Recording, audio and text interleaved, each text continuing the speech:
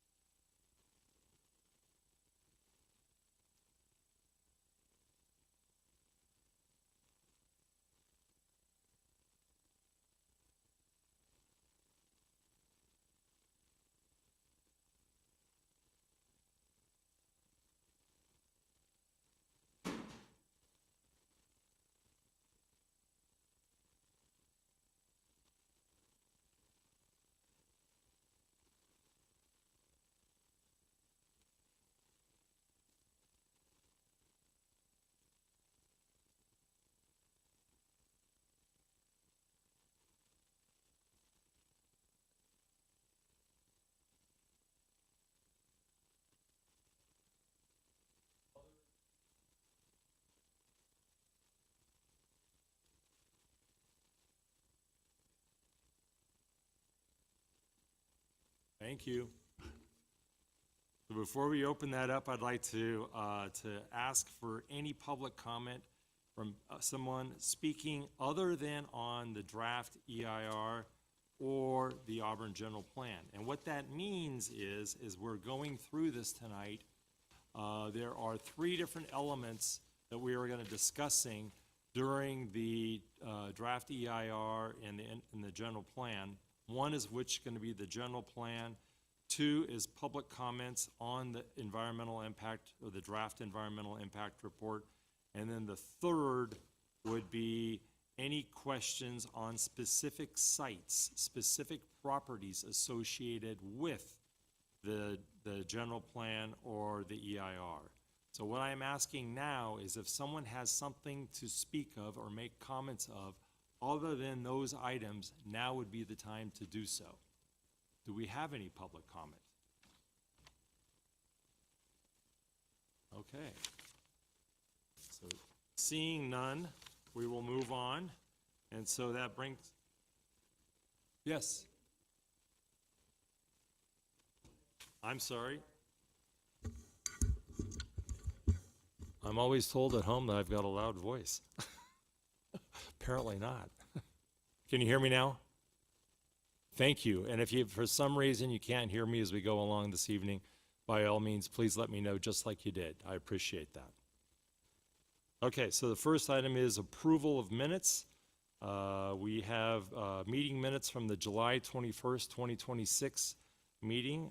I've reviewed those meeting minutes. Have other planning commissioners reviewed them as well? And do we have a motion for approval?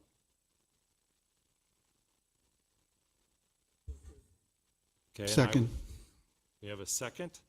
And Kelly, would you like to take a roll call on this, please? Chairperson Hyatt? Aye. Vice Chairperson Kramer? Aye.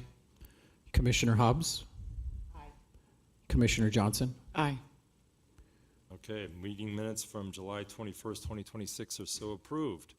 So that brings us to the study session on the draft Auburn 2024 General 2045, General Plan and Environmental Impact Report. And as I mentioned earlier, this is going to be broken up into three different sessions. Barry Miller, would you like to lead us through this? Or Tia, do you have comments first?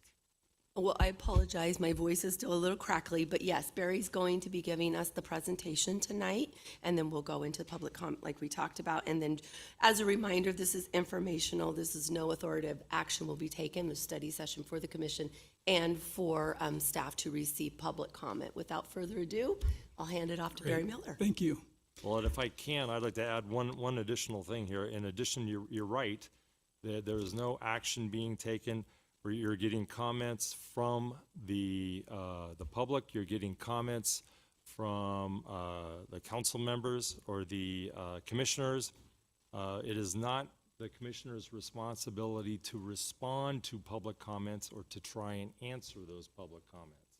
In some cases, Barry Miller may try to respond and answer to some of those comments, but this is a study session for the four of us here, and so it's not our responsibility to try to respond to public comment. Okay, Okay. thank you, Barry. Good evening, everyone. My name is Barry Miller, and I am the project manager of the general plan update. I wanted to introduce my colleague Eileen Mahoney, who's in the audience, who will be speaking to some of the questions that may come up later on the EIR. Eileen is with Rincon Consultants. I would like to also acknowledge the other firms that participated in the general plan update, including Fair and Peers on transportation, Plan to Place on community engagement, Genevieve Marsh on community engagement and community design, and BAE on economics. Okay, and now we just got to advance the slide.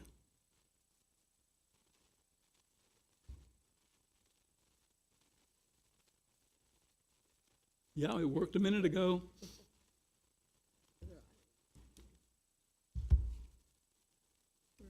You want to try it manually? Bear with us a minute. Here we go. Or I'm hoping we're getting.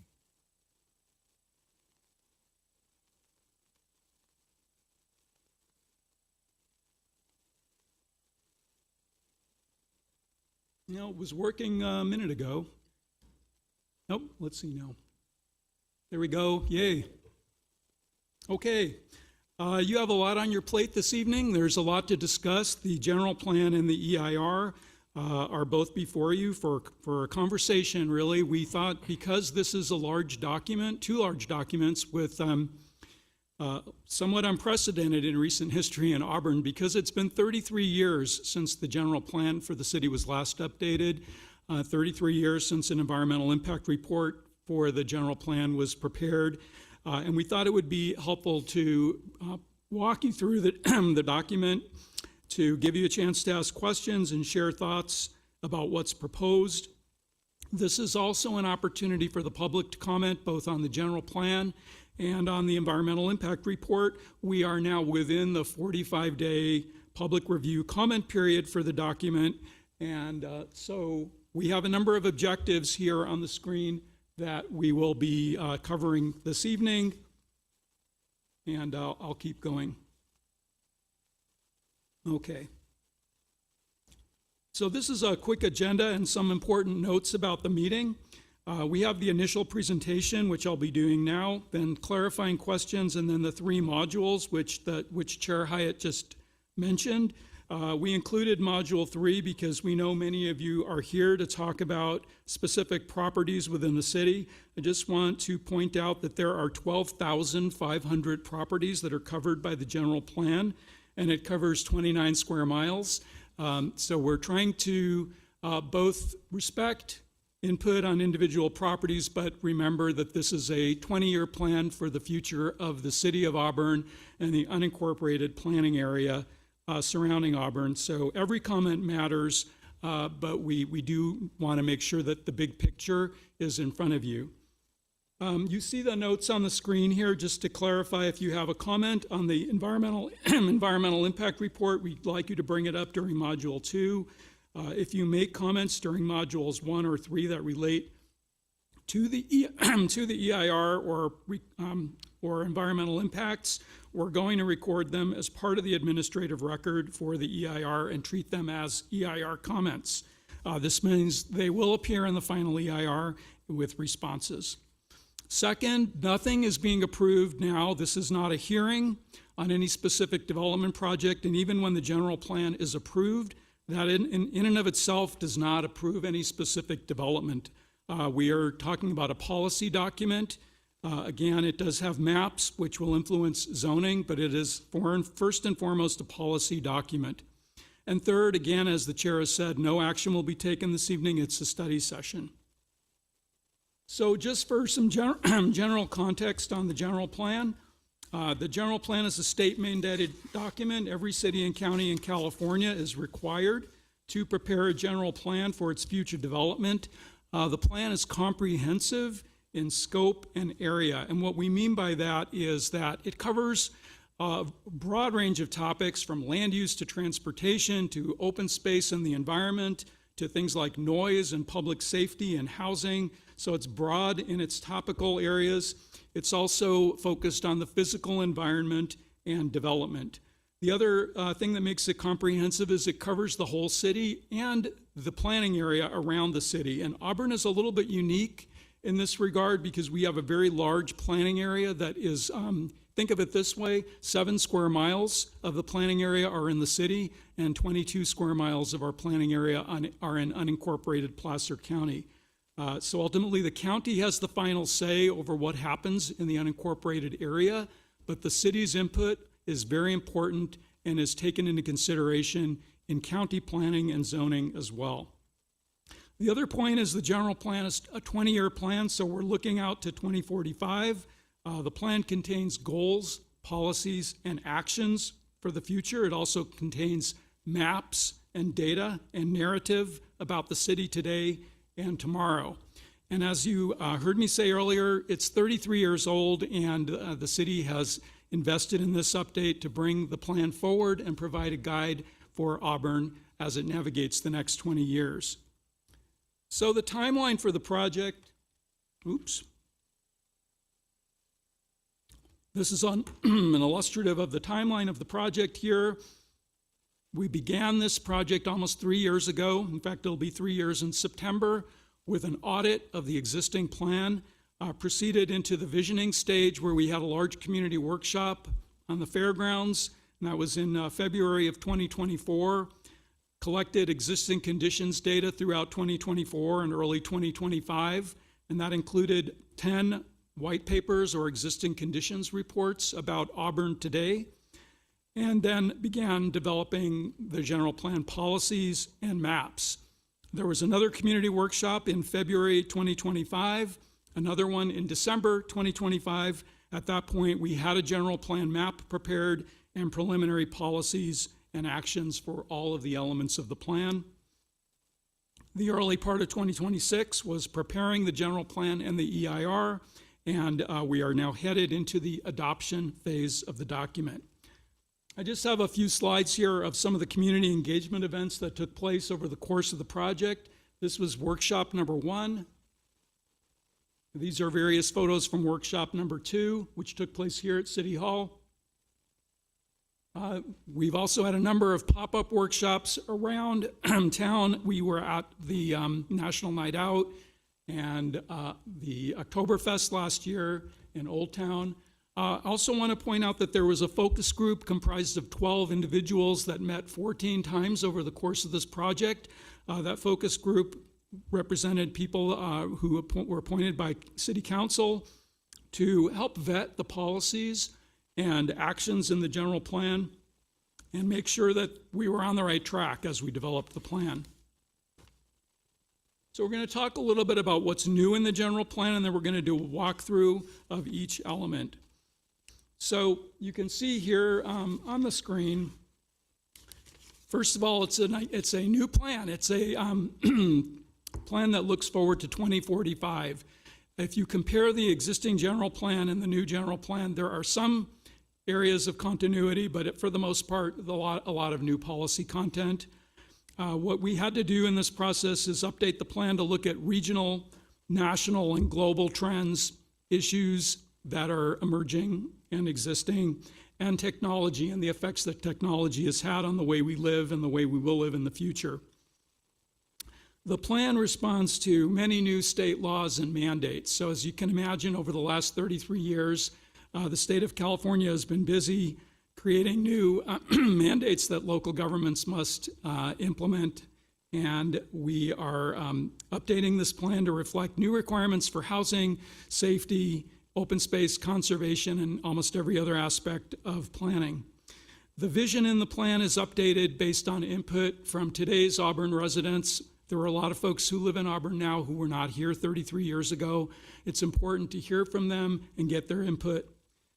I want to mention this. Housing and safety elements are not part of this general plan update because they were updated in 2021.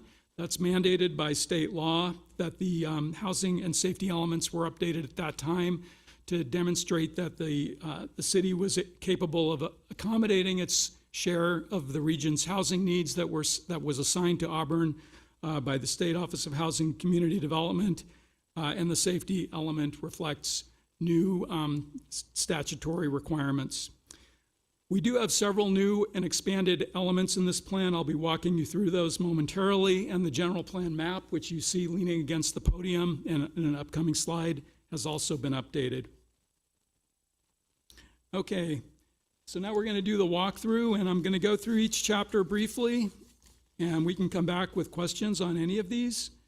So, as you would expect, the chapter begins with the plan begins with an introduction, which just lays the groundwork for why we're doing a general plan, what the plan is, what the scope of the plan is, what its legal powers are, and how the plan is to be used in the future. There's also a summary of the update process and the environmental review process, and how the general plan relates and connects to other planning documents in the city. We move on then to the second chapter, which is framework and guiding principles. So in the 1993 plan, there was a section called Issues and Assumptions. This replaces that chapter and really talks about Auburn in the context of our history, where we are today, what are the forces driving change in the city, and what are the job and housing forecasts for Auburn as we look out 20 years. There are also a series of guiding principles which were vetted with the focus group that you can see. These aren't the principles, these are the titles of the principles under each of these numbered topics. There is a statement which helps inform the plan. Okay, the forces driving change, I'm not going to go through everything on the map, or on the slide. I'm just going to say that this is an example of what's in the plan, a lot of tabular information and mapped information about trends in Auburn. So I would say, you know, if you want to read the general plan, have a look at this element first, because it's interesting and provides some perspective on where the city is. For example, just the statistic, the city of Auburn saw a 103% increase between 2020 and 2025 in its population of 55 to 64-year-olds, and a 121% increase in the 65 to 74 age cohort. That's just a sample. In this chapter, you'll see a lot more data like that. Pictures of the city limits over time. You can see we really haven't had any annexation since 1993, that the city's boundaries have not changed much, and so forth. Okay, I wanted to just stop for a moment on the growth forecast for the city. The framework chapter also includes growth forecasts for 2045, which are based in part on the Sacramento Area Council of Governments forecasts for Auburn, but also on the policies and actions in the general plan, which talk about how and where the city may grow in the future. And I want to point out that these forecasts anticipate a much more moderate level of growth than the current general plan, and certainly than the general plan done in 1964, which anticipated Auburn to have 150,000 residents by the year 2000. Just for context. Even the 1993 plan anticipated a population of 54,000 people in Auburn. The current plan has a projected population of about 35,000, and I want to add that includes the unincorporated area. So about less than half of that is in the city limits, and most of that population is outside the city. Overall, we're looking at roughly a 20% increase in jobs and housing over the next 20 years. In the city and its unincorporated planning area. Okay, moving on to the land use element, the third chapter. When people think of the general plan, they usually think of this element. This is where the map is, and this is where the policies for growth and development are located. This chapter includes a profile of existing uses in the city, and it lays out the city's land use categories and presents the land use map. It also provides more focused direction for areas with the greatest potential for change in the city, which are referred to as focus areas. You'll see those in an upcoming slide. It also covers annexation. The chapter has 9 goals. Again, these are the goal titles that you see numbered on the screen. So these are the topic areas that are covered by this plan. This is the general plan map. Again, you see the paper copy over against the podium. We've got a series of land use categories which are color coded, and each of those colors has a density range for the residential categories or a floor area ratio for the commercial categories. This is what guides the zoning map for the city of Auburn. It does provide some guidance for the county's zoning, but the county ultimately is responsible for assigning its own zoning designations. I will add that we've been working with Placer County for the entire duration of this project to make sure that we're on the same page. The areas where we are not on the same page tend to be around the airport and relate to issues on housing in the airport overlay zone and in the runway clearance areas. So this plan does make a strong policy recommendation to the county to focus on employment and open space uses in those areas rather than housing. Okay, these are the focus areas. You can see there are 6 of them located within the city limits, and there are 6 of them located within the unincorporated areas. Within the city limits, the downtown and Old Town area is a focus area, meaning that there are opportunities for change within this area, opportunities for intensification, revitalization of some of the vacant and underused properties within downtown and Old Town. The Baltimore Ravine area, which has a specific plan that was adopted 15 years ago by the city, is shown on this map. There are a couple of areas in South Auburn where commercial zoning applies, but the property is vacant or underused. The train station area is on here, including the Domes property, and then Upper Nevada Street north of Palm Avenue, and finally the Highway 49 corridor from the freeway up to the northern city limits. In the unincorporated area, you see Upper Lincoln Way and the Bowman area, the rest of the 49 corridor, the government center, Placer County Government Center, and then the airport area. So these are, the land use element has specific policy language on these areas.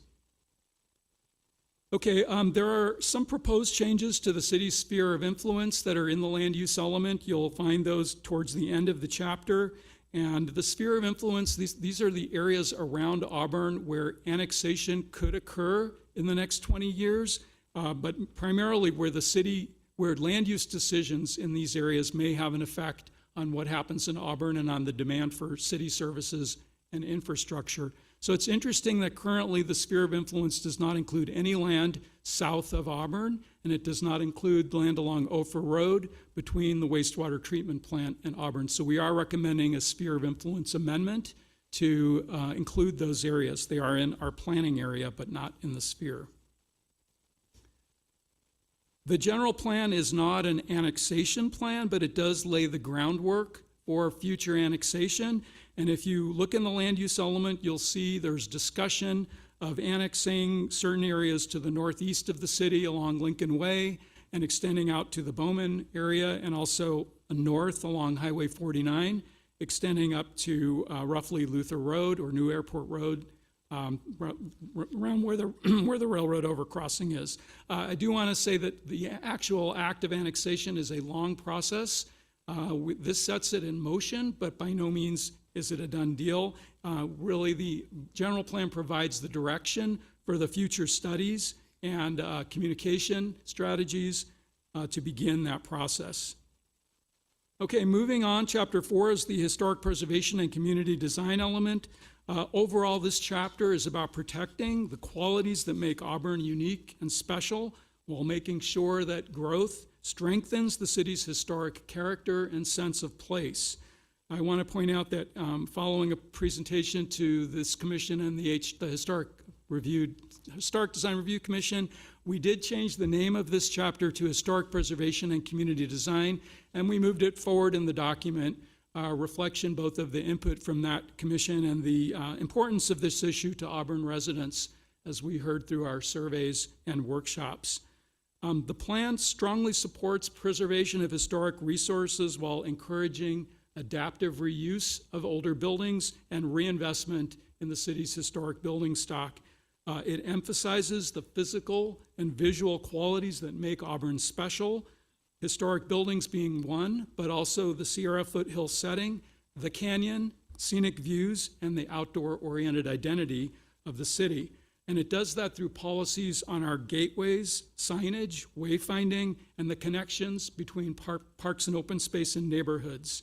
It looks at our public spaces, our sidewalks, our plazas, our streets, our parks, our outdoor dining areas and gathering spaces, and it provides general guidance for the character of future development, not specific design standards, but general guidance and, on what's considered compatible. Again, there would be additional work to do to define objectively what that means, but this is our policy roadmap.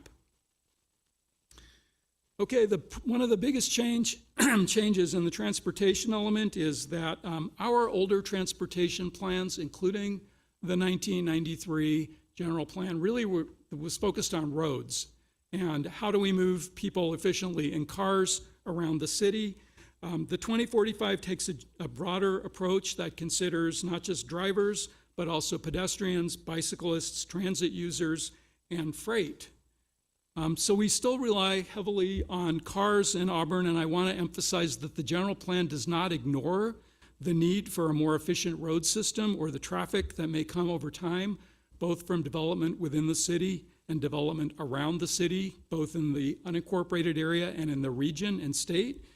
But it does focus on alternatives to driving being more viable, including bike and transit facilities and, again, connections between neighborhoods. Another major priority of this element that was missing in the last general plan is safety. So there is a comprehensive safety action plan that was recently adopted to reduce serious crashes and fatalities through things like better crossings, traffic calming, protected bikeways, safer streets. That policy direction is captured in the general plan, as is the recent bicycle and pedestrian plan, or the active transportation plan, as it's called. So again, we're not diving as deep as those plans did, but at least at the summary level, we are wrapping that policy direction into our general plan. The economic development element, there actually was an economic development in the plan that was done 33 years ago, but it was very weak and very light. The big challenge that this element addresses is that Auburn is the county seat of the fastest growing county in California and has been losing population and has an economy that's not really growing and certainly not growing at the rate that the county is. A major issue is that commercial development has been captured mostly by the unincorporated portions of Auburn and unincorporated Bowman.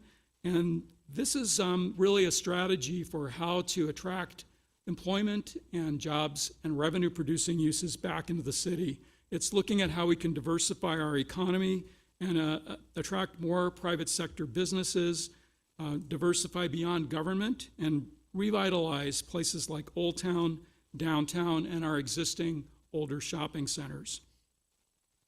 The open space and conservation element, I will say that the contents of this element, which is actually two of the state mandated elements, open space and conservation, but the contents are fairly well established by state law. Again, many more requirements now than there were 30 years ago. This focuses on protecting our natural assets, open space, forests, waterways, agriculture, and of course the canyon. There's also an emphasis on protecting and preserving and connecting wildlife corridors through the city, our parks, our ag lands, and expanding trail access. Many of the policies and actions in this element address our natural resources. The element also addresses climate change. It promotes energy efficiency, renewable energy, clean transportation, sustainability, and resilience. So there's a lot of new content here, a lot of new data, a lot of new maps that weren't in the previous element. The noise element, the purpose of this is to manage noise in Auburn to protect the quality of life, but balancing those efforts with economic growth. So it's really looking at the balancing act between attracting growth, but also recognizing that may mean construction noise or noise associated with businesses and so forth. So this element really focuses on land use compatibility, keeping noise-sensitive uses away from major noise sources, and vice versa. So the issues that addresses are traffic growth, train and airport noise, construction noise, and domestic noise sources, and there are a variety of management tools that are included. There are a number of important recommendations in this chapter, such as updating the noise ordinance, improving enforcement, and monitoring major noise sources in the city. Arts and culture, and I'll just say there's 12 chapters, so we're almost done. This is a new element of the general plan. There was not an arts and culture element in the previous plan. It recognizes arts and culture as an important part of our identity and quality of life. It builds on Auburn's assets, historic character, public art, creative businesses, events, and arts organizations. It includes strategies to support artists and arts organizations. It encourages arts-related economic activity and cultural and tribal heritage protection. And I'll add again that we consulted with the United Auburn Indian community as part of this process and have tribal cultural resource policies included in the general plan based on their input. Okay, the final element of the plan is the community services and facilities element. Again, this is a new element of the plan that was not included in 1993. The general plan recognizes that as Auburn grows, the city needs to maintain and modernize the facilities and services that our residents use each day. Many of these services are not provided by the city of Auburn. They're provided by our school district and our park district and so on. So this element is directed both towards city agencies where the policies are mandatory and in advisory to those agencies around us that provide those services. So there are policies on public safety related to police, fire, wildfire preparedness and emergency response, schools and libraries relating to coordination with districts and supporting our schools as community resources, infrastructure, including water, sewer, stormwater, energy, broadband, and waste systems, parks and recreation, including improving access to parks and rec facilities, trails, and then the bottom line here is that really this is about making sure that our public facilities keep pace with growth while remaining accessible and financially sustainable. So I mentioned earlier that the general plan that is before you this evening does not include the safety element and the housing element. Those are freestanding documents. You can see the covers on this slide.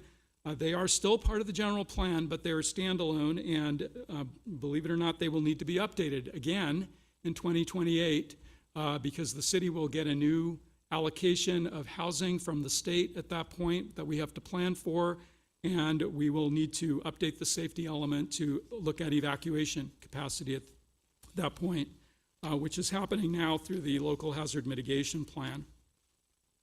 Okay, just moving on briefly, I've got a couple of slides on the EIR I'll go through quickly.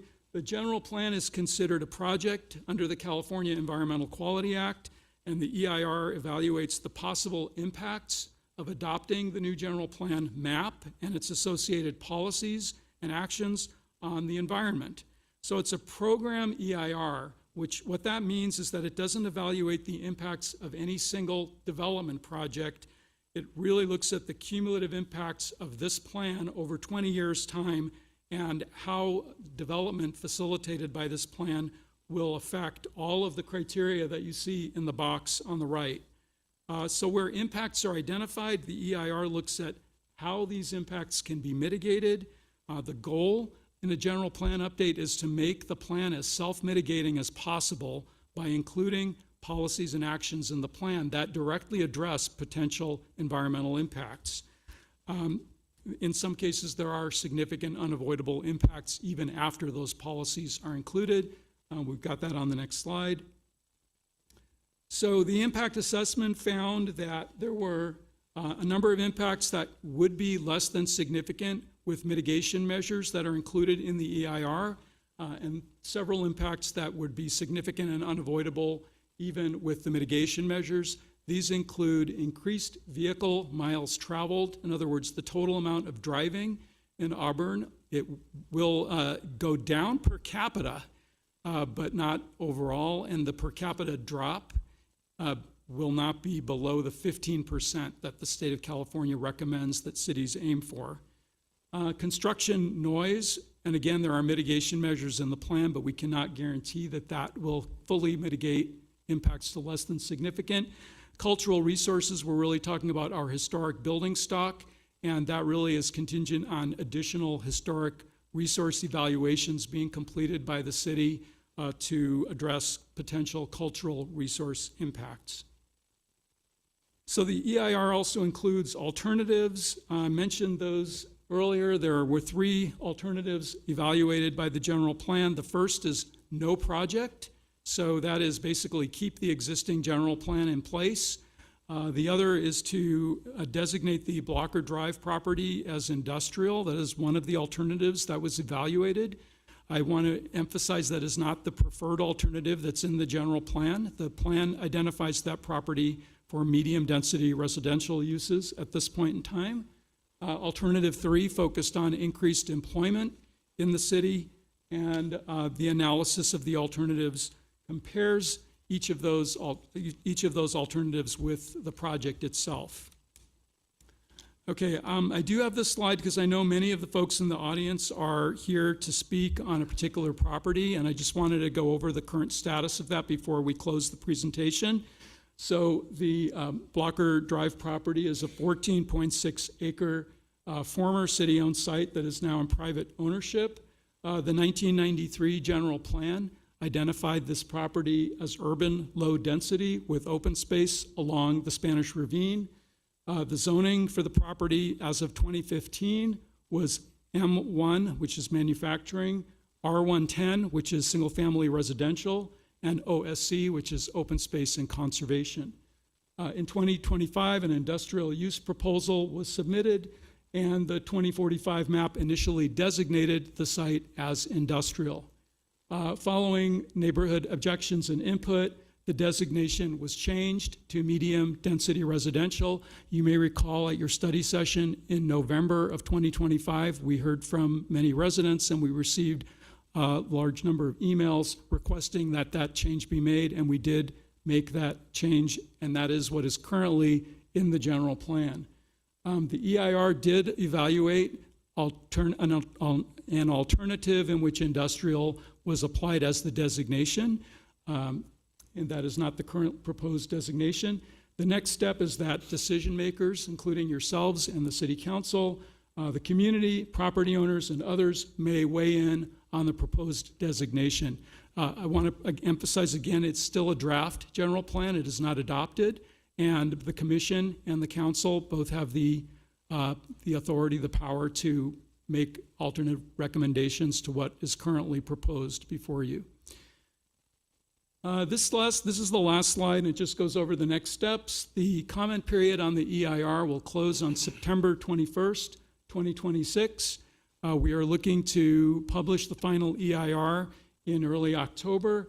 The first Planning Commission hearing on the general plan is on October 6th, and no action will be taken at that hearing. That is really a recognition that this is a big document and that it may take you more than this study session and one hearing, so we are including that as an option. The second public hearing where you will consider resolutions on the plan and EIR is tentatively scheduled for November 20th, which would bring us to the City Council on November 9th of 2026. I think you meant to say October 20th would be the second hearing. Thank you. Whatever I said, I meant to say October 20th. Okay, Barry. Okay. You're doing well. You're doing well. I'm done. Thank you, and thanks for bearing with me on that. Thank you. Okay, so from here, we've got opportunities for planning commissioners to make comments.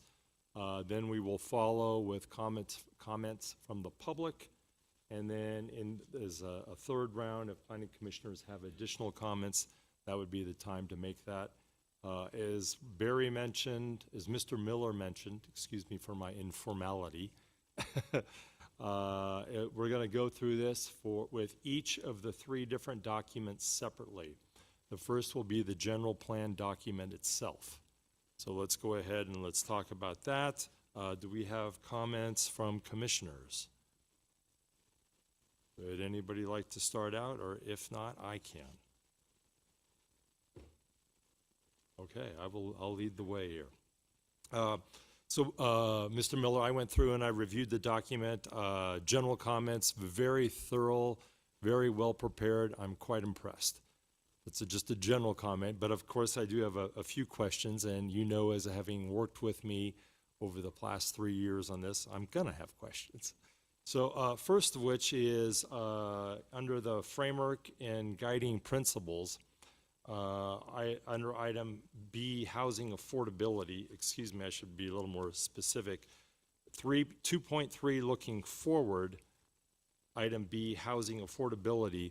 It states that every 8 years, California State assigns each region a housing allocation that local governments must accommodate. Auburn's allocation for 2021 through 2029 was 310 units. Isn't that 310 low to medium housing units as opposed to just 310 units? A portion of the 310 units is low to moderate income housing, but not the entire 310 units. No, it's roughly half. Half, okay. Thank you.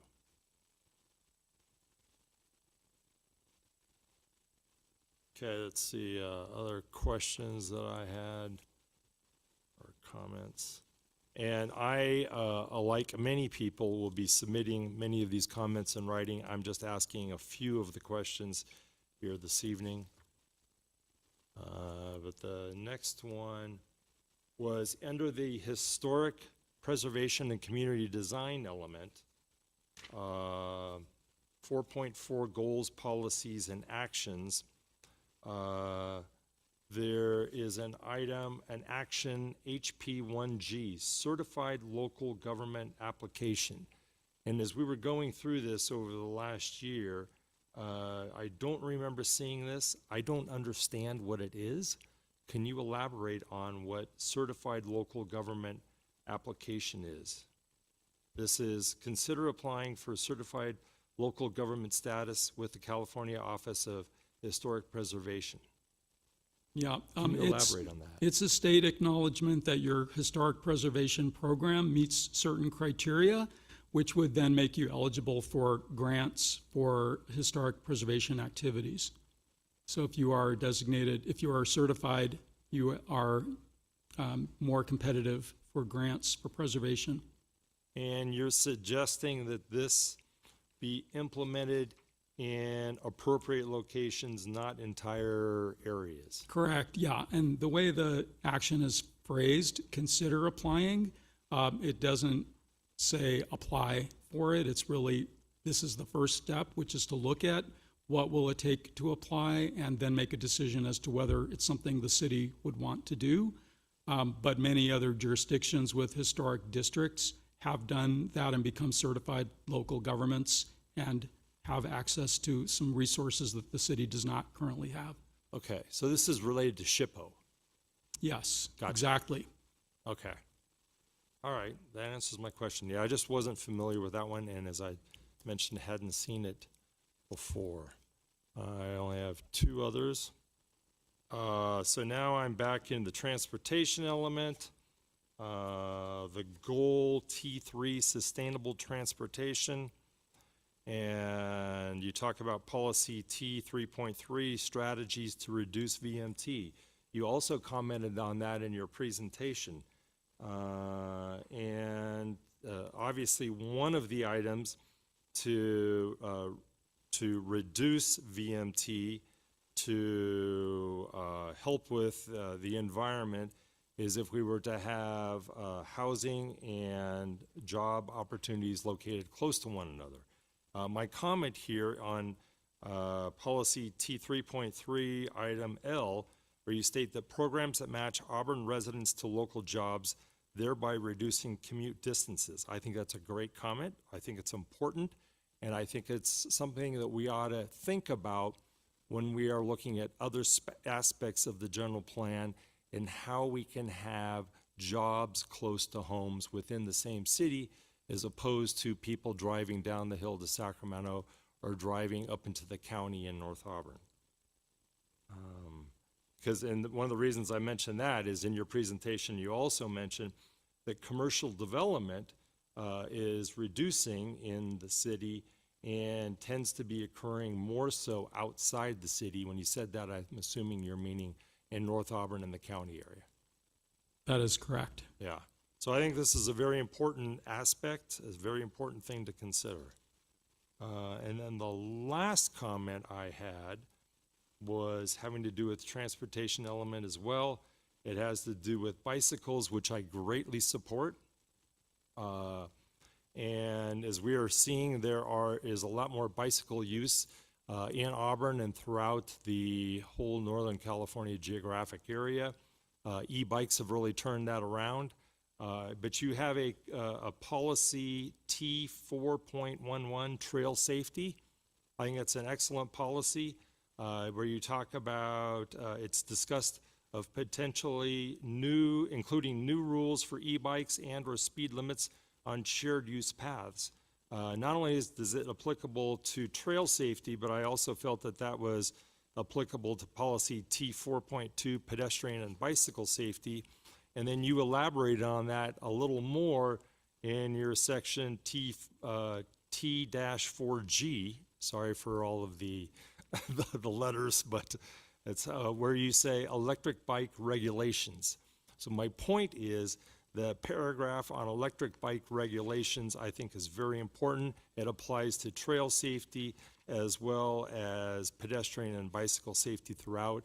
In order for us to have a vibrant bicycle community, we need places to park bikes, but we also need to have a safe bicycle environment. And I think your general plan language addresses that well. Thank you.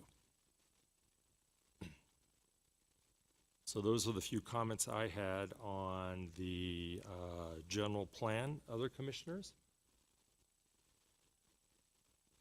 Mr. Kramer.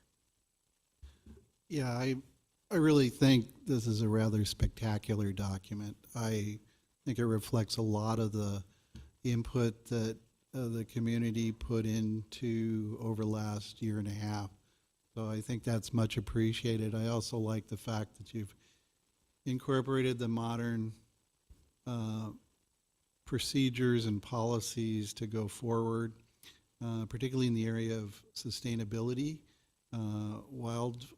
safety with the wildfire mitigation, and there was one other that I was looking at.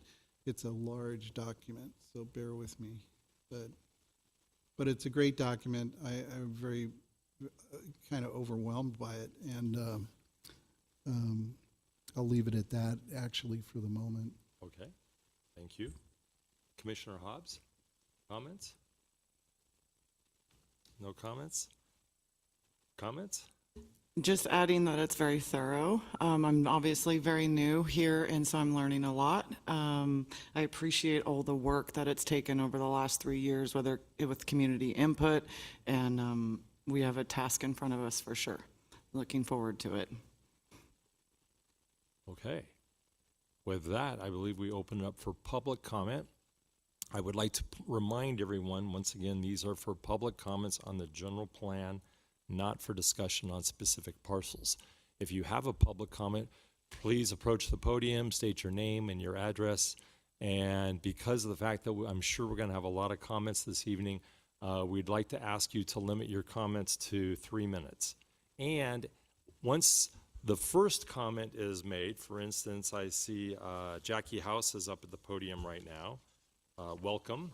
But if others have comments that might mirror what she says, there is no need to get up and repeat the same comment. You could go ahead and state you agree with Jackie House, and that would help me move the meeting along so we're not here till midnight tonight.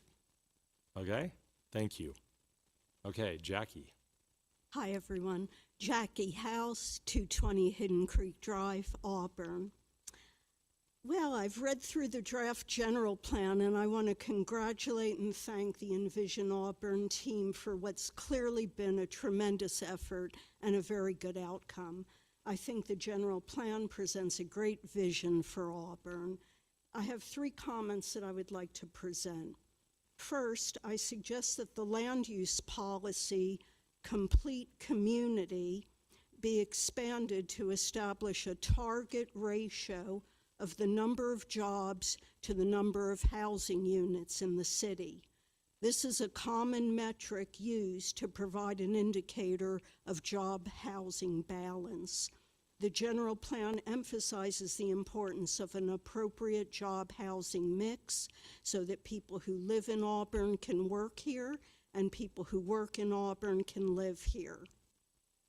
Establishing a target job housing ratio would provide a clear, measurable indicator for monitoring progress toward general plan goals.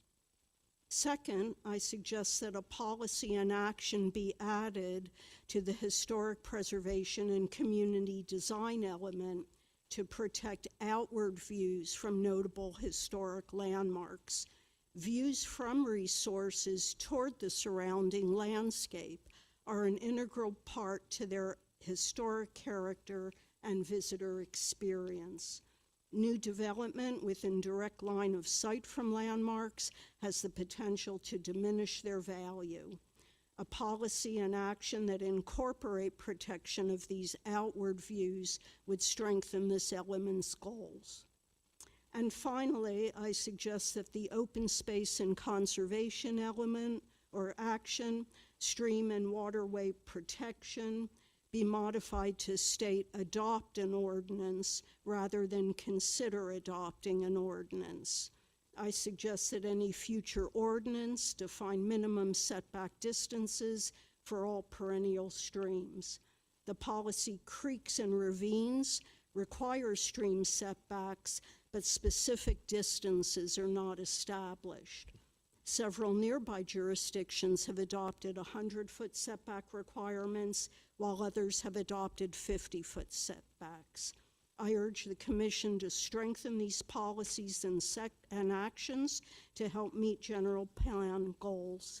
Thank you for your consideration. Thank you for your comments. Other public comments?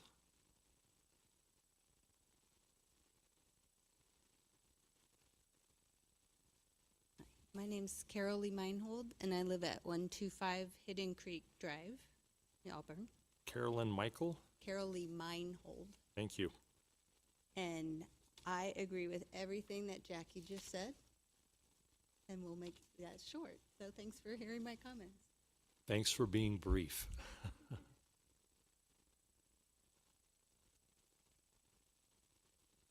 My name is Shannon Shear, and I live at 150 Hidden Creek Drive. Jackie has been so eloquent and presenting the case, and I agree with everything that she said today. I can get rid of almost everything, but I am going to bend your ear a bit. Once again, I live at 150 Hidden Creek Drive. Tonight, I want to comment specifically on the draft environmental impact report. You know, I bring a somewhat different perspective to this process. I've prepared NEPAs, which is the federal counterpart to the CEQA review, and I have over 20 years of experience as a labor standards monitor, which is incongruent to the development and construction of the projects. So I understand environmental documents, and I also understand what happens after those documents become projects on the ground. And there is something I think we need to acknowledge when relying on the EIR. Environmental reports are highly technical documents prepared through a process involving consultants, methodologies, assumptions, thresholds, and mitigation measures. I've worked with these kinds of documents. I know how biological studies, riparian studies, traffic analysis, noise studies, lighting analysis, and other technical reports ultimately become conclusions about whether an impact is considered significant or less than significant. But the conclusion at the end of a technical analysis doesn't always tell the whole story. Sometimes the most important information is in the details. the assumptions that were made to the impacts that were identified, the limitations of the analysis, and the mitigations necessary to reach that final conclusion. So I would respectfully ask the commission, don't just rely on the words less than significant. Look at what is underneath that conclusion. Ask what assumptions were used. Ask what impacts were identified before mitigation. Ask whether the mitigation is realistic and enforceable. And ask whether the analysis reflects what people living in these neighborhoods will actually experience. Because these are real people and real neighborhoods behind the data in this EIR. Traffic, noise, lighting, air quality, drainage, wildlife, vegetation, wildfire evacuation, emergency access don't occur separately in the real world.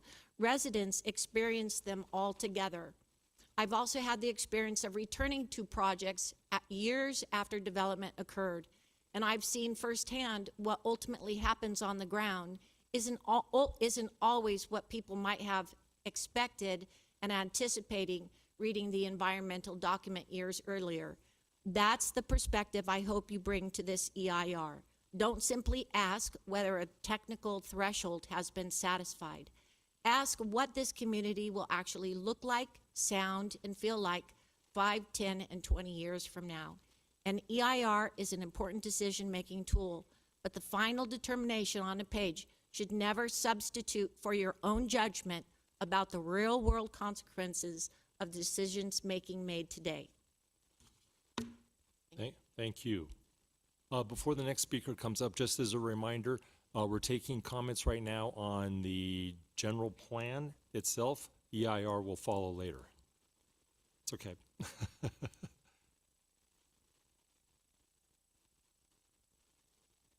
My name is Christine Griffiths. I live at 11245 Homewood Lane.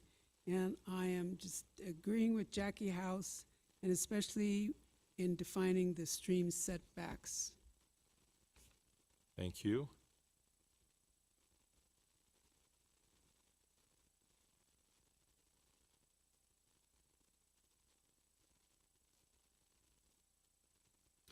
Hi, I'm Jeff White. I live at 190 Hidden Creek in Auburn, and I'm the president of the Hidden Creek Homeowners Association. We represent about 50 homes on Hidden Creek, which is just west of the property that we're discussing for development. And I wanted to concentrate on a couple items. We're concerned about noise. We're concerned about street congestion. We're concerned about property values, and we're concerned about crime. I don't put any of these concerns in any particular order. I think they're all important. Some people may think it's more important to be worried about street congestion. Some others may be concerned about crime. Excuse me.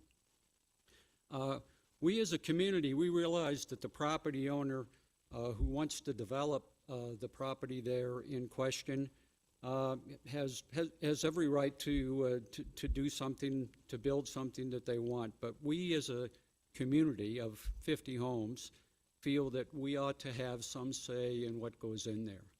And we feel that developing the property for single-family dwellings consistent with the existing neighborhood, or developing the property for condos or apartments, or maybe even considering that property developed like the Creekside, the Creekside Business Park located on Blocker Drive. These are real concerns to us, and we hope that you'll address those things with us, and hopefully we can come to a resolution where we don't have a commercial development going into our neighborhood. Thank you. Okay, thank you for your comment. Any other comments on the general plan? Once again, this is for comments on the general plan, not specifically the Blocker property or the EIR. Thank you. Yes. Thank you. Hi, my name is Craig Buxton. I and my wife, we live at 255 Hidden Creek Drive. I'm also the current president of the Auburn Host Lions Club, and I do a number of other things with Placer High School. I want to actually applaud this general plan for one reason. I read all of them. that I could. And this provides a really good context. The data, the information, everything that you've put forward really provides a good context for thinking through. And most plans have to deal with three fundamental categories: context, now and the future, priorities. And one I'm going to ask you to think about is economic development. And then out of that flows the actions we take. And if those actions don't reflect the priorities, and the priorities can't say that it's substantiating the context that we've agreed on, we've got a problem. So my suggestion is, in looking at just one issue, all of them really, but I'll throw out economic development. Economic development influences and is influenced by employers choosing what kind of housing is available for my families, what kind of educational systems are there, what kind of infrastructure is in place. I know because I used to work with corporations that asked me to go to towns and look at whether or not we could put up units, 500, 600 employees. Some of them grew to 3,000.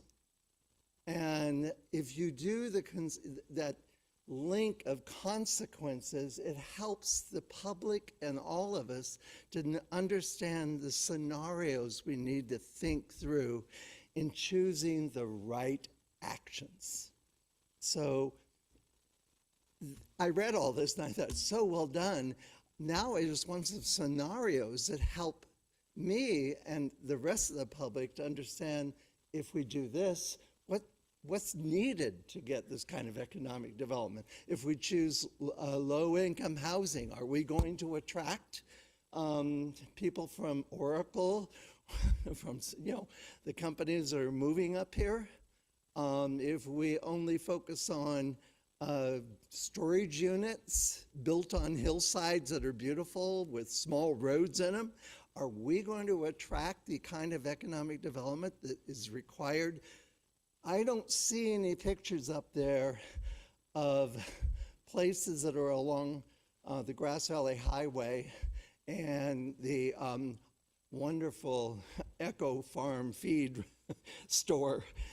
We all love them, but that's what we really want to know. How do we create this? What are the steps to take the context you've given us, the priorities we need to focus on, and what's the consequences of various scenarios and actions? Thank you. Thank you. Was it Mr. Bergstrom? Was it Bergstrom? Am I pronouncing that correctly? Yeah, I applaud you on looking at the big picture and having read the document and making intelligent comments based on that. Thank you very much. We have other comments on the general plan. No? Oh, we have one more.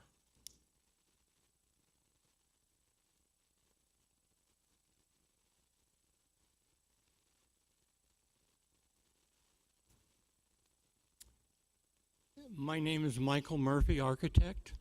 I've been here 40 years. I moved here because of the character. I fight every week to keep the character going.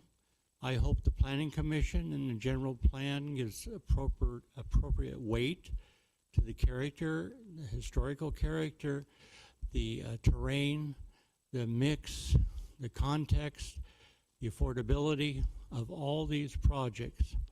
I want the Planning Commission and the general plan to allow for exceptions when you have an exceptional, beautiful place.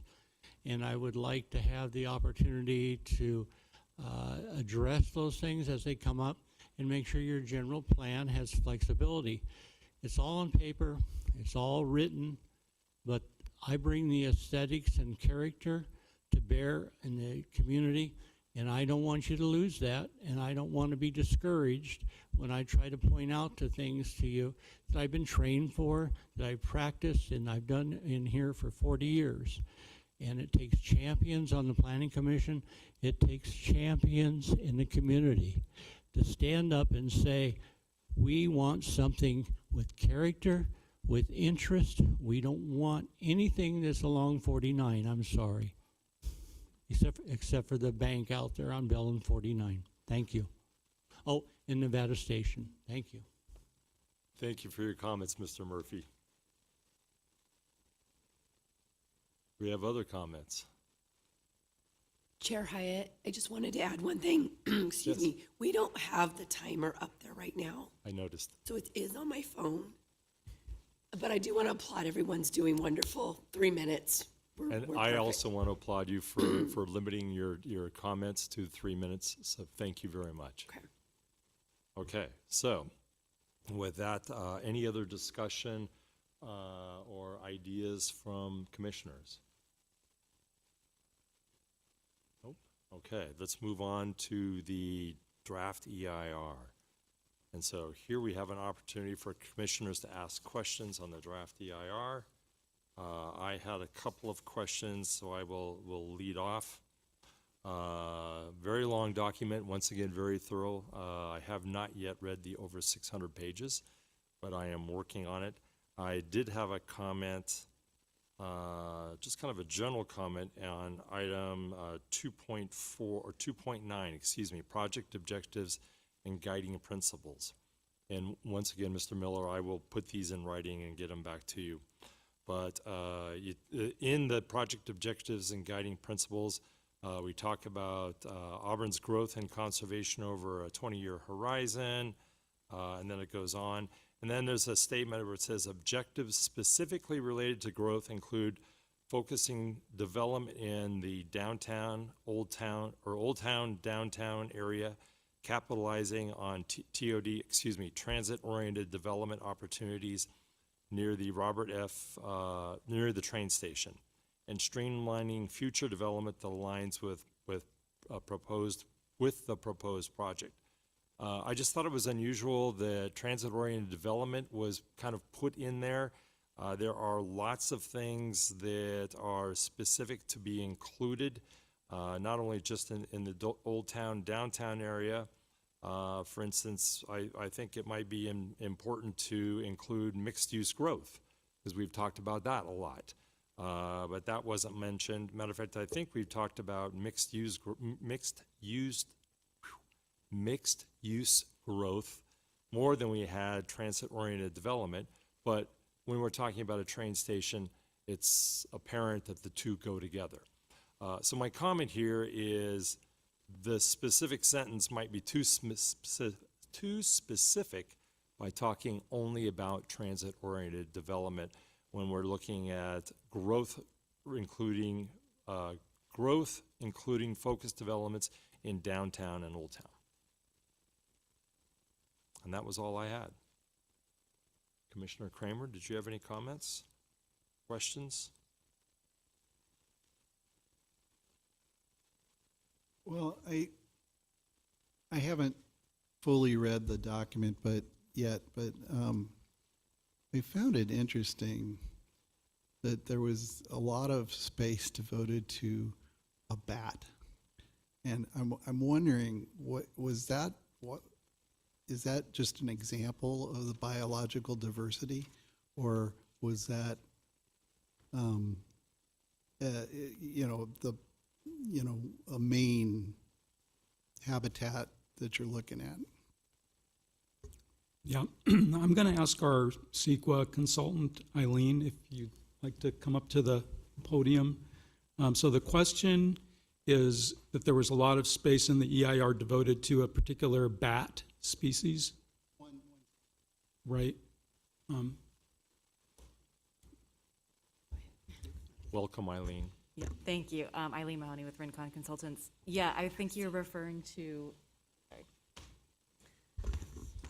the discussion in the biological resources chapter regarding the bat protection.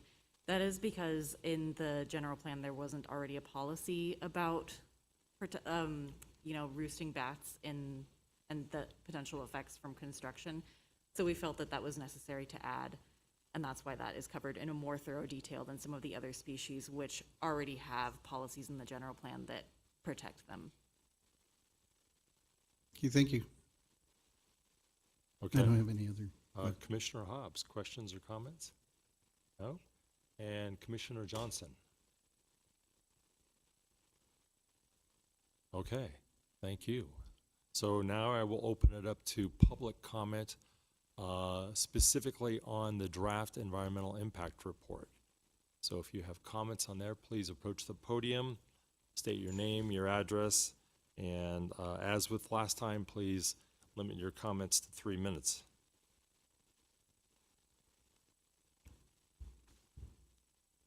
Hi, everyone. Jackie House, 220 Hidden Creek Drive, Auburn. I've reviewed the draft EIR, and I want to thank the consultant team for their efforts. I'd like to comment on the alternative section. First, job and housing forecast data presented in the draft EIR indicate that alternative 3, which calls for increased commercial and industrial use, would not support the city's job housing balance as effectively as the proposed project. Under alternative 3, the job housing ratio would approach a level that suggests a housing deficit.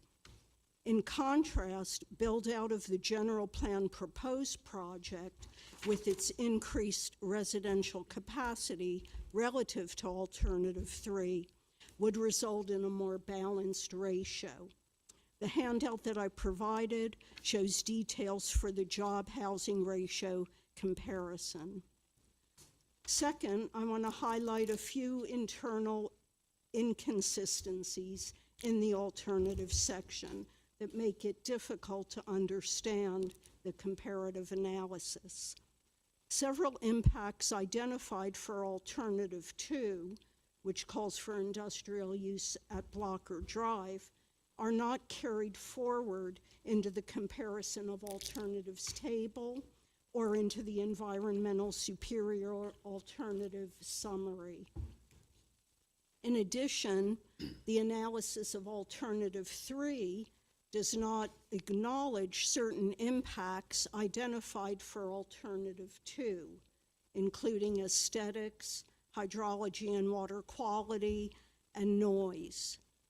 Because alternative 3 increases industrial and commercial development relative to alternative 2, it is not clear why the alternative 3 conclusions do not reflect similar or greater levels of impact in these categories. Additionally, the environmental superior alternative section calls out alternative 3 as including the proposed form-based code. This is confusing because the proposed project, alternative 2, and alternative 3 all incorporate the form-based code. It is not unique to alternative 3. I suggest the alternative section be reviewed and revised for consistency. I urge the Commission to support the general plan proposed project and to reject alternatives 2 and 3. Thank you for your consideration. Question for staff and Mr. Miller, is it appropriate for you to respond here? Or would you want to take this into consideration and respond at a later time? Yes, what I would say is we have Jackie's comment as part of the record now, so in the final EIR, there'll be a response to the comment, and as appropriate, there may be edits made to the alternatives analysis to reflect our input and the input of anybody else who speaks this evening. Excellent, thank you. Thank you for your comment.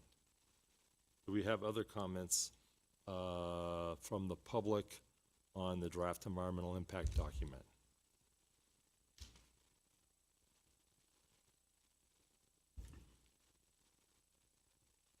Okay, hearing none, I think we need to move on to the third of 3 items, and that is the discussion of specific parcels. And so with that, we will start with comments from the planning commissioners. And I only had one comment. Let's see, and this is in reference to, I don't know if you want to, it would be almost impossible to put it up on the screen, I think, would it? So this is a part of the DEIR This is related to, it's figure 2-7, potential cannabis retail zoning areas. And actually, so this may not be comments for Mr. Miller. It may be comments more for staff, but I will make the comment, and it can be responded to later. But anyway, potential cannabis retail zones. My understanding is that because we are updating the general plan map, we need to identify some of these particular areas at this time because it is a little bit different use. I'm not exactly clear as to why the cannabis is so much of a different use than other uses that it has to be identified in the general plan, but accepting that it probably is. I noticed that there are 2 locations on Nevada Street, up towards the north end of Nevada Street, and there are 3 lots. This is north of Palm. Welcome, Jonathan.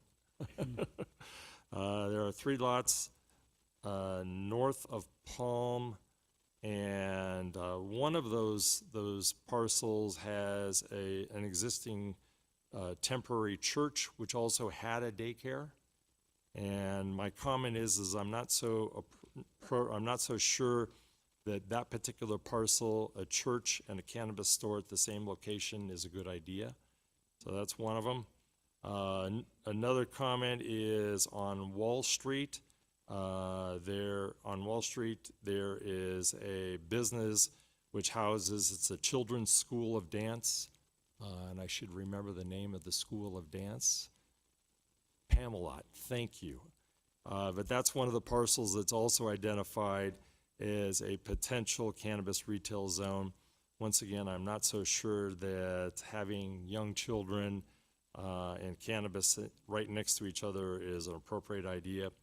In general, I would recommend that cannabis stores probably ought to be in a standalone building, such as what some of the planning commissioners and city council members saw when we visited a site up in Grass Valley.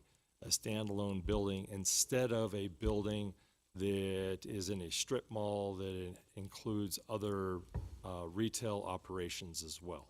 So that's my comment about specific zoning areas associated with the draft environmental impact report. I don't know if you had comments or if you just want to take this into consideration and respond later, because this will be one of my comments to the DEIR.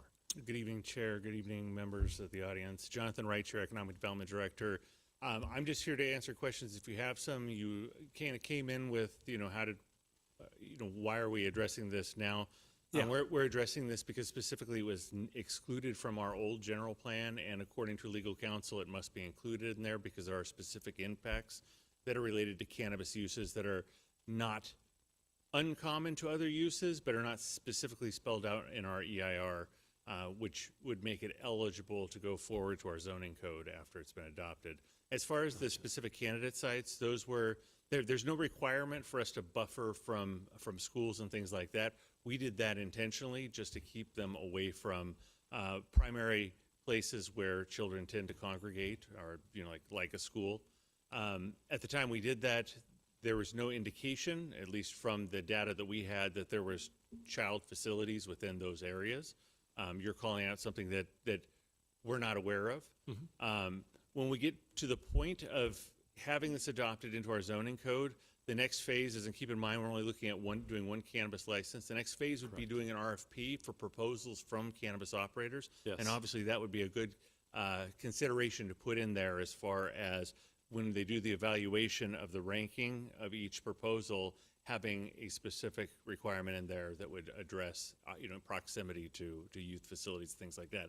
The problem is, this process has been going for 4 years. There could be 2 new, child facilities within those areas and 2 that have left. It's really hard Sure. to keep track of those things. So we intentionally did it when we put the data together, but it's been a long process, and so that's how we are where we are now. Okay, thank you for your thorough response. So those are the only comments I had when it comes to specific parcels and the draft environmental impact report. Other commissioners, comments? No? Commissioner Hobbs? Commissioner Johnson? Okay, thank you. So let's open this up now to the public. I'm sure that there will be lots of comments on the Blocker property. I understand that Steve Mead is here. Let's go ahead and have Steve Mead, the property owner, make comments first, and then we will follow up with other comments from the public. Once again, we would like to remind everyone to speak 3 minutes only, please. My name is Stephen Mead. I live at 191 Buena Vista Street. That's just south of the Blocker Drive property. I own that property, 11500 Blocker Drive. I'm here to speak in support of alternate number 2 on the general plan instead of the medium density housing. In 2015, purchased the property, as it was well stated here, with an M1 R1-10 and open space zoning. In 2016, I purchased 1.5 acres from UP adjacent to our existing property with city approval, and I completed a lot line adjustment and added on to and merged the 2 properties together. 2017, I began to work with Reg Murray and Bernie to develop a 60,000 square foot self-storage and 44 townhomes. 2018, Reg and Bernie leave, and we are passed off to a new planner, Tanya Ward. In 2019, we're still working on the project, but we get passed to another planner, Caitlin Roberts, and the city's not supporting the self-storage concept or the townhome concepts. 2020, COVID hits, and of course nothing happens. We're all wearing masks. In 2021, it came out, and I was still banging my head against the self-storage, because that's what I do, self-storages, and the townhome concept. The city hires a new city engineer, Alan Mitchell, and we bring Alan up to date. 2022, the revisions of the self-storage and the townhome plans are moving forward, and we're getting close to the plan that all parties can live with. In 2023, more changes at the city with a new city manager and economic director. City economic director and I have a meeting. He tells me he needs industrial space, and the city staff and the new city manager would support industrial space for my land. We scrap the storage and the townhome plan and hire a new team of engineers, architects to design an industrial center.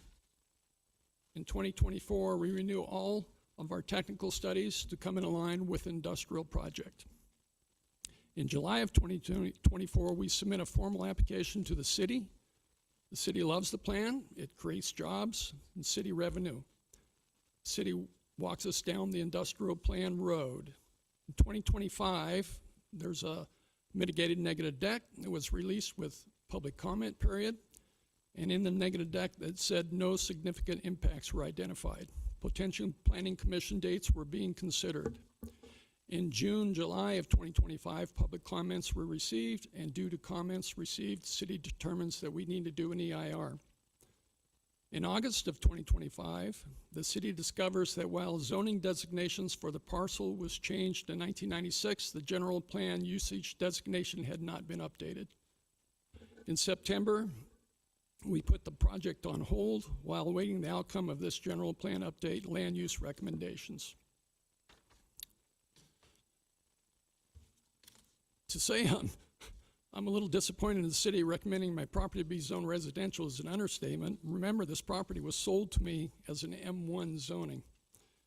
Since 2017, I've dealt with revolving door of city staff, continuous shifting directions from the city, and I have more than $1.7 million invested in this property. Studies, reports, engineers, designs, environmental review, city-related expenses, and with 2 separate plans and nothing to show for it. I have no desire to build or to develop the site for residential use. The draft EIR notes that residential use was recommended.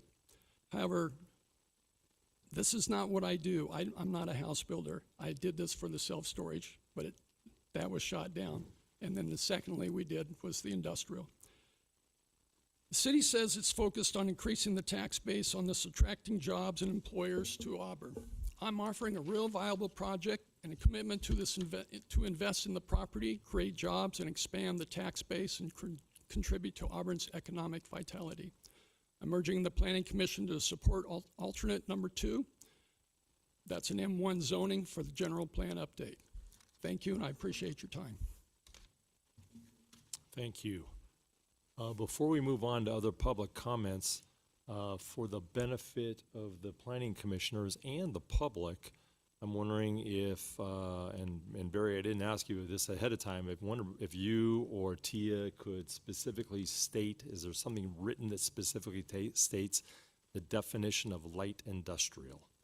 And it might take you a minute to dig that up. Is that possible? It is possible. I can give you the definition that's in the general plan, There you go. Thank you. which obviously hasn't been adopted yet. Correct.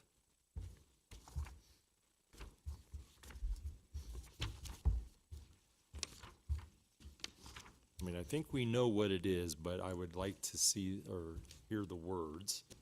And actually, you might even refer to me. I can see you're looking at it there on. It's on page 316. Thank you. 3-16. This designation supports a range of production, distribution, and repair activities that are vital to Auburn's economy. Typical uses include light manufacturing, warehousing, vehicle service and repair, contractors' yards, and wholesalers. These spaces also accommodate business parks, maker space, woodworking, arts, creative businesses, research and development, e-commerce, and tech-related uses. Larger sites may support big box or large format retail. Zoning regulations help limit impacts on neighboring land uses and set appropriate conditions of approval. A maximum floor area ratio of 2.0 applies and residential uses are not permitted. Thank you. We'll add, there's also a section that describes industrial uses today, and this is a text box, not part of the definition, but it speaks to the fact that the industrial designation is not implying smokestacks and heavy manufacturing, that modern industrial uses can be landscaped business parks as well. Yeah, and then it goes on, it says, in practice, today's industrial land looks very different. Modern industrial uses include office parks, research and development facilities, technology and innovational campuses, clean manufacturing, and distribution centers that support regional and local economies. And then it goes on from there. Okay, thank you. That's what I was looking for. I'd remembered reading it someplace. I appreciate you pointing it out and citing that to us. Okay, so with that, do we have other comments from the public on this?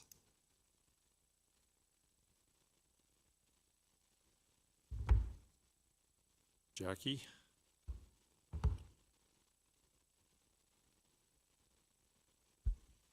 Hi, everyone. Jackie House, 220 Hidden Creek Drive. The general plan land use map shows the Blocker Drive site for medium-density residential use. I believe this is the right choice because of its proximity to key community services. Residential development here provides a great opportunity to meet city goals and is compatible with the adjacent neighborhoods and historic character of the area. There are three main reasons that I oppose industrial use at this site. First, industrial use would not capitalize on the property's unique location and the opportunity it affords to meet housing and sustainable transportation goals. It would not support goals for job housing balance as effectively as residential use, since it would shift the job housing ratio toward a level that suggests a housing deficit. Second, industrial use would not be compatible with surrounding neighborhoods and the historic character of the area. The ridgetop at this site is visible from nearby historic landmarks. Industrial development would alter views from these landmarks and affect their overall aesthetic quality. The handout I provided shows views toward the site from nearby historic landmarks. Finally, industrial development would result in greater environmental impacts. Substantially larger building pads combined with site physical constraints would make it more difficult to implement effective mitigation measures. Recent industrial plans call for extensive site modification, including removing nearly 200 trees and excavating more than 80,000 cubic yards of material to accommodate 2 buildings with a combined footprint of 100,000 square feet. I invite the commissioners to come view this site from the Hidden Creek and Prospect Hill neighborhoods. It sits on a relatively steep hill slope with a perennial stream at the base and is clearly part of a residential area. It's not part of the Nevada Street Industrial Corridor. I urge the commission to support the general plan's medium-density residential designation for the Blocker Drive site and to reject EIR alternatives that allow industrial use here. Thank you. Thank you for your comments. We have other public comments.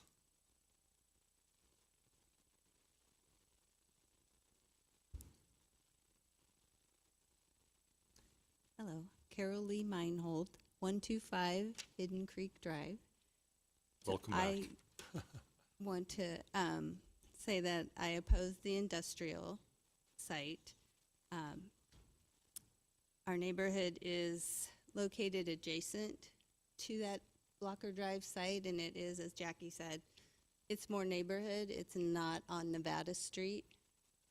And in addition to concerns Jackie has is the anticipated increase in traffic on both Nevada Street and Blocker Drive is a significant concern. Such an increase would hinder the ability of emergency vehicles to quickly access our neighborhood. In the event of an emergency requiring evacuation, the added traffic congestion would make it extremely difficult, if not impossible, for residents to leave the area promptly. That is our only exit that is open, is going across the railroad tracks. If a train comes and all these trucks are coming for an industrial site, we're stuck in there, because who's going to come open the gate to the cemetery? And then the only other Fire Road exit is into the Prospect Hill neighborhood, but they're all going to be using that road, which terminates at a very difficult place on Nevada Street and Highway 80 to get in and out of. I believe that the medium-density residential development would be a more suitable alternative for the Blocker Drive site. Residential use would likely result in less severe impacts on the Spanish Ravine Creek and other, as well as address other environmental concerns. A residential development would be a smaller in scale compared to an industrial project, thereby minimizing the negative effects. So, thank you for considering my comment. Thank you for your comments.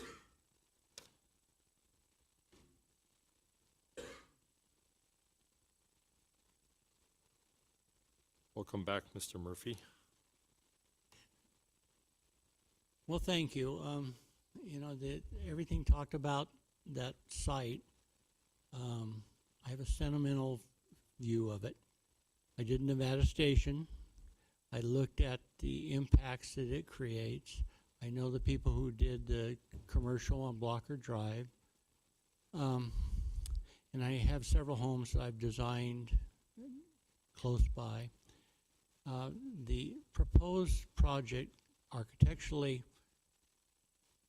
was very irregular. It wasn't like other homes or things in the area.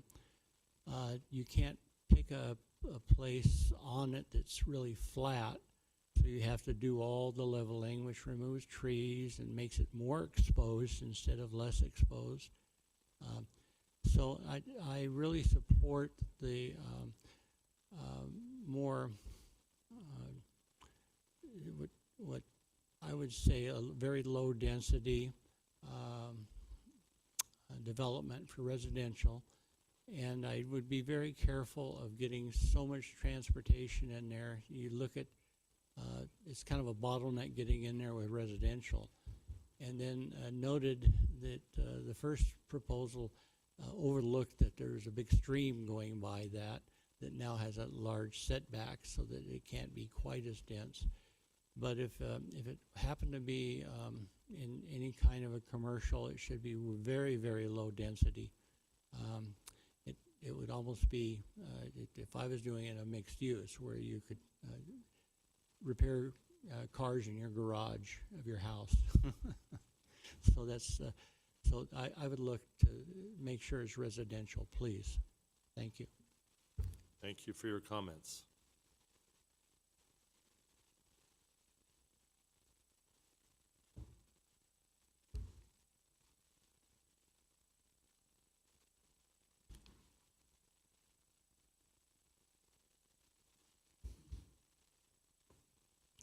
Well, good evening. My name is Linda Newhouser. I live at 255 Hidden Creek Drive. And I didn't want to get up multiple times, but I do want to commend all the people who worked on the EIR and the general plan. It really is an amazing set of documents, and I think the process sets a model for how cities can plan. So just wanted to say congratulations to all of you, to the commissioners who are looking this over, and then all the folks who have participated in the many visioning activities. I went to one of them and it was great. So thank you very much for how you did this. I wanted to comment a little bit on the Blocker Drive. I'll try not to repeat what other people said, but just that I agree with the comments opposing that. Last September, there was a lot of commentary based on the document, the negative declaration.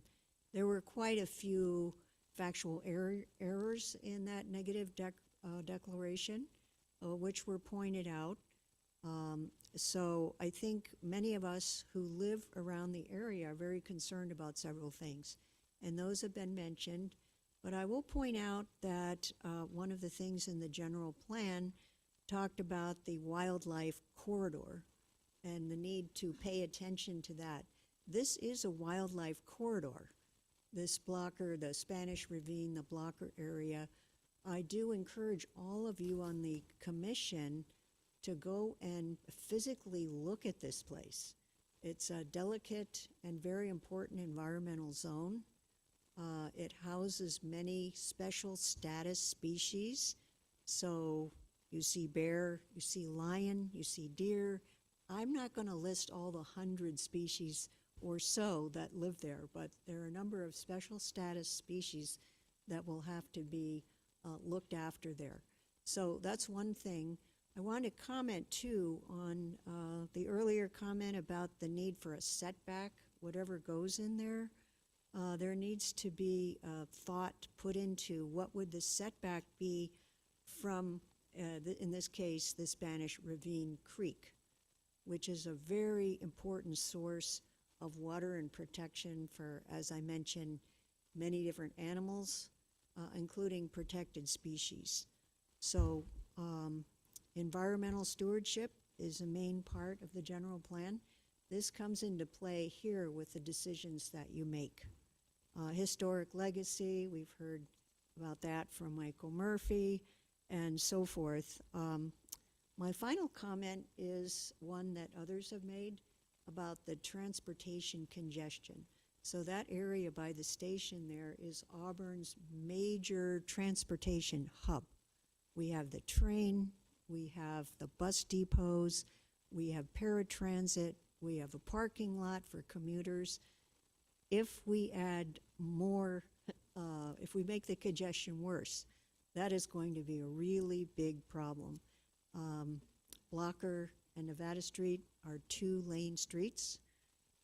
Someone mentioned the problem of fire.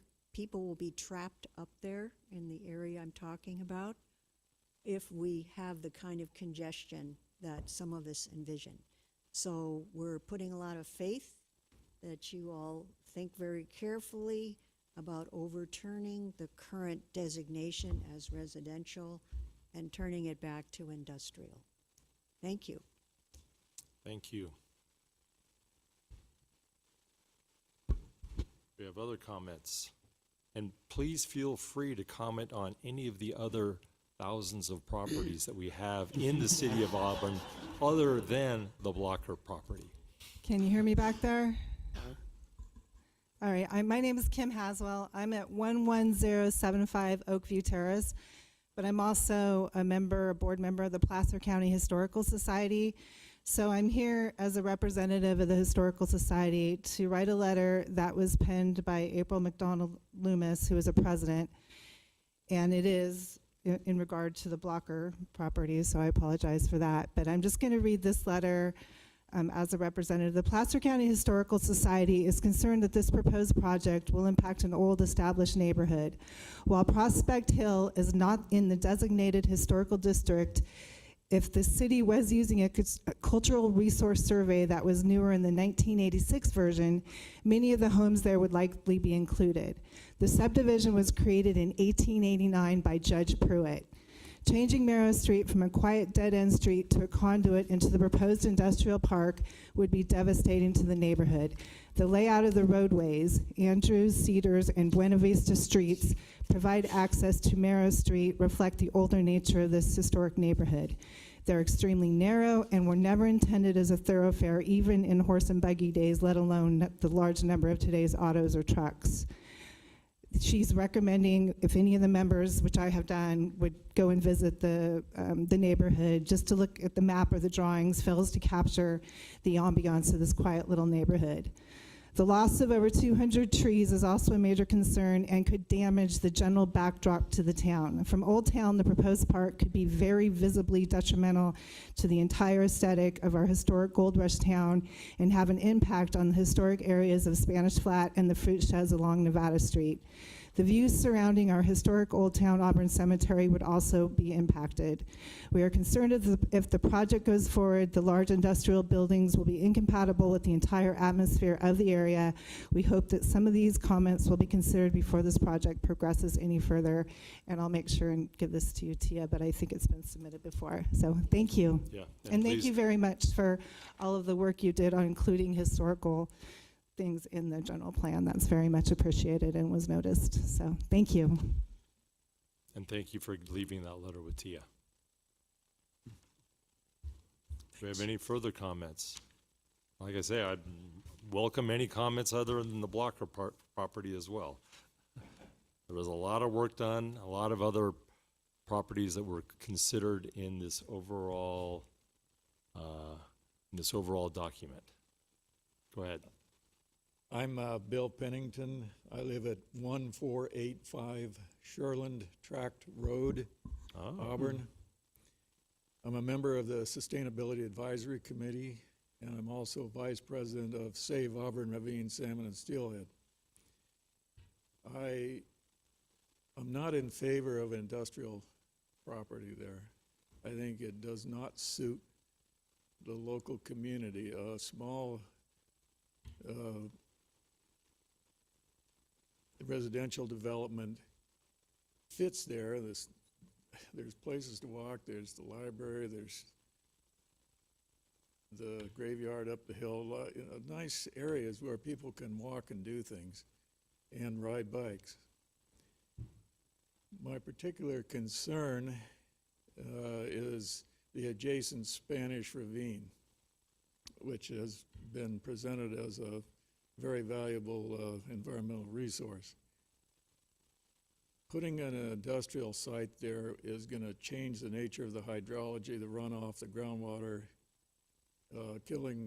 taking away a couple hundred trees takes away a lot of habitat, and in that regard, I think it's important, whatever we do there, that the mitigations stay right there and protect that environmental corridor.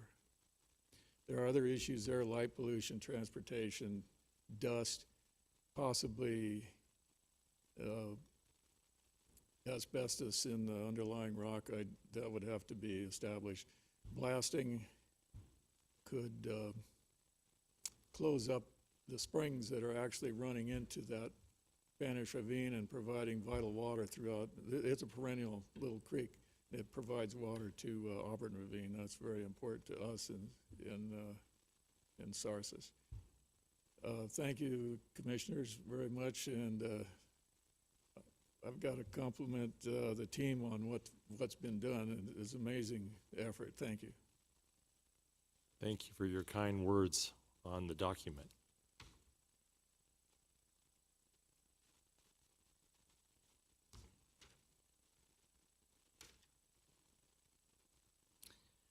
Craig Welcome back, Buxton, 255 Hidden Creek Drive.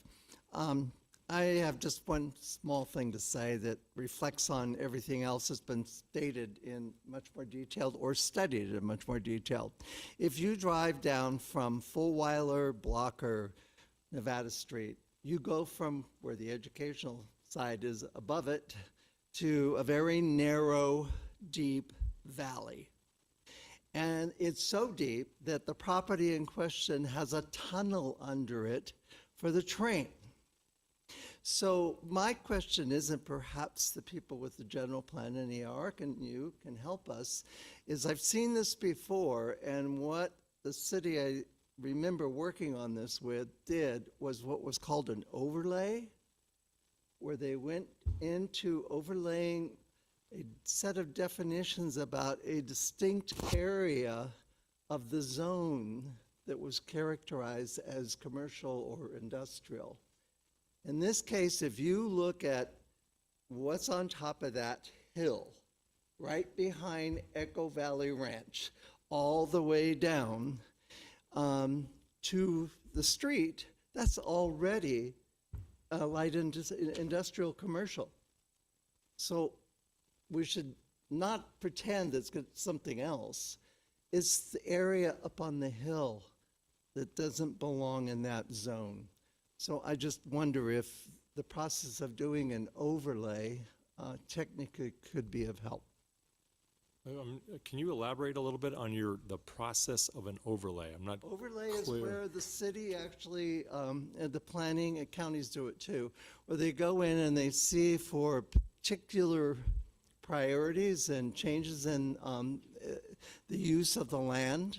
You're talking about an overlay of the zoning. The zoning. Now I So understand. you can restrict with language without having to go and change all of the zoning maps. Now I understand what you're saying. Thank you for the clarification.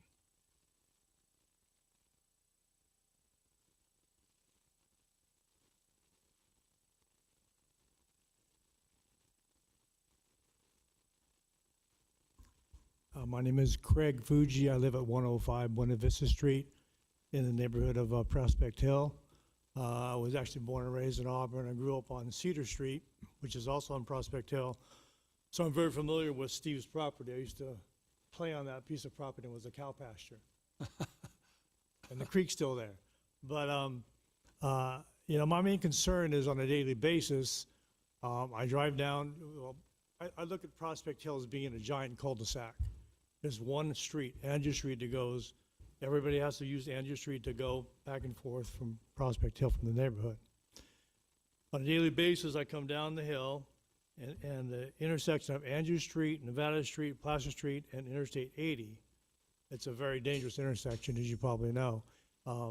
Placer and Nevada Streets are pretty much adjacent to one another, but Andrew Street is set back around the corner from a gas station, so a lot of times people don't see us.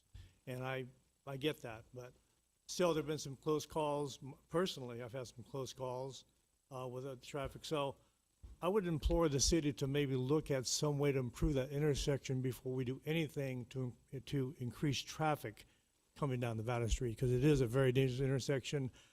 I think it was a number of years ago, we had a meeting with the city of Auburn, and they actually deemed that intersection a broken intersection.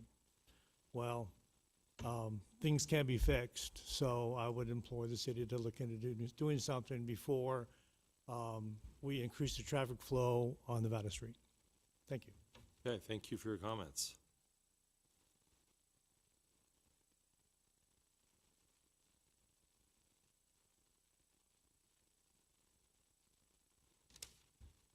Stephen Mead. I live at 191 Buena Vista Street. Craig's my neighbor, good guy. I'm also a lifelong resident of Auburn, and I've lived at 191 Buena Vista Street, and that's exactly due south of the Blocker Drive property. I mean, I walk out of my side yard and I'm on the property. So 3 things. Any traffic engineer will tell you that a residential development is going to have more traffic than an industrial or commercial. Any traffic engineer is going to tell you that. As far as the trees go, for every tree we take out, we have to plant 3. We have to make more trees than we take out. And I understand the roadway incident because I lived there. I get it, Craig, I know. So that's why in our proposal, we want to take Merrill Court and tie it into Blocker Drive. We want to make another exit and entrance for everyone to get out in and out of there. Prospect Hill is a fire trap. It's Oakland Hills waiting to happen. With our project, we're going to mitigate that. We're going to give an exit and an entrance that people can use to get in and out, besides all the way at the end of Hidden Creek where they used to have a lock gate there, but it's a little tiny, it's a, what do you want to call it, an alleyway to get out. It's horrible and it's scary. And I get that part, people. I understand, because I go up and down that street every day. Thank you. Thank you.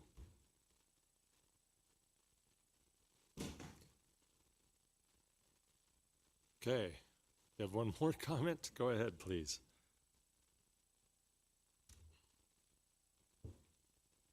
I understand Mr. Mead's concerns about spending $1.7 million and not even getting a hot dog out of it. But the comment about 3 trees for 1, I've worked on a lot of mitigation efforts on some mighty big projects in the last 50 years that I worked with state and federal government. Off-site mitigation sometimes is okay. Planting 3 trees for 1 somewhere else does not help the local environment. And that's my comments. Thank you, Commissioners. Yeah, thank you. Do we have any further comments on this item?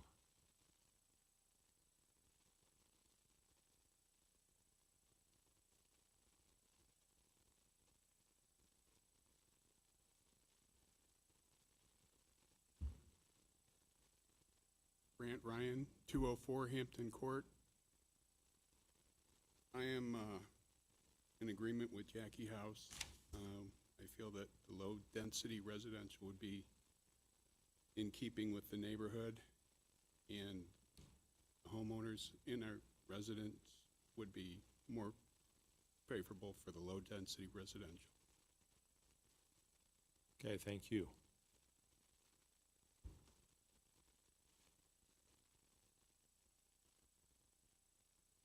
Okay, not seeing any other comments. We made it through that in about 2 hours. That was okay. Good job, everybody. I appreciate all of your comments. I appreciate you being respectful of the time. I really appreciate those who elaborated on things other than the Blocker party or the Blocker property, because a lot of work was done on the draft EIR and the general plan that covered a lot of areas. So thank you. So that closes those items of our agenda. And so the next item of our agenda was staff follow-up reports. And Kelly, were you going to report on this, or was this coming from Tia? Let's make sure I have a voice. I hope you have a voice as well. It'll be really quick. Maybe it won't be. Right. HDRC on September 15th is tentative. I'll send out a notice. As Barry mentioned in the staff reports, 10/6, 10/20, we will have planning commission meetings. 10/6, I think we'll run it very similar because we'll be done with public comment. Okay. And then 10/20 is what we're hoping to do, the actual public hearing. Right. To get this to council. City council meeting, we do have a meeting on the 24th. Also let you know that we are currently promoting to fill the permanent position for the city manager. We are working with a recruiter on that. That application advertisement closes on September 13th. So hoping by the end of the year that we can actually have a new city manager. Also wanted to let you know the Jonathan, right, our economic development director, was successful on the mobile food vending that you guys all Yes. passed. It will go through second on consent at this next meeting as well. So with a 30-day adoption thereafter. Great. Yeah, so Glad that to was hear that. good. I don't have anything else at the moment. If you guys have anything, I'll do my best. I don't think I had anything Okay. more. Did any of the other commissioners have questions or comments? Nope. Nope. Thank you. I think that takes care of it. Thank you. So do we have a motion to adjourn the meeting? What's that? So moved. So moved? Seconded? Second. Thank you all. Thank you. Thank you, All right. everyone. Everybody have a